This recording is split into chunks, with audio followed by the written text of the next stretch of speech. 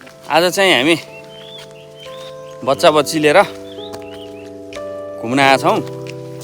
मेरो ब्याग बोक्ने भनेर ब्याग बोकिरहेको थिएँ, गरुङको ब्याग। छोरीले टम टम हिँडिरहेको थिएँ, अर्कोले नि बोकेको छ एउटा ब्याग। कहाँ छ? तलबाट रहेछ जाने बाटो, त्यहाँ रहेछ। ल त्यता जाउँ।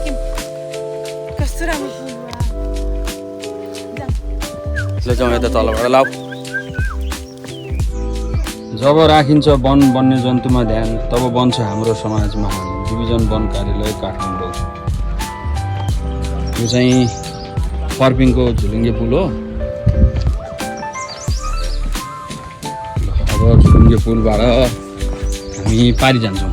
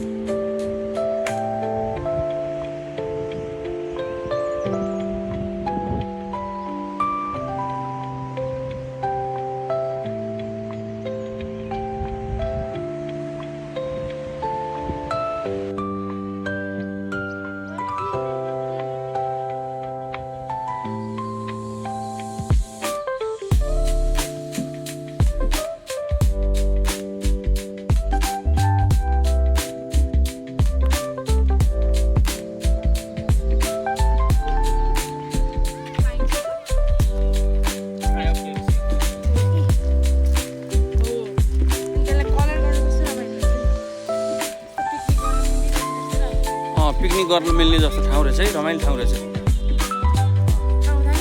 म त पहिलोचोटि आएको यहाँ।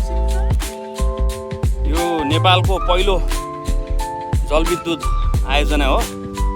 यसको बत्ती निकाल्ने ठाउँ चाहिँ अलिक तल छ। त्यहाँ साउथ एसियाको चाहिँ दोस्रो जलविद्युत आयोजना हो फर्पिङ।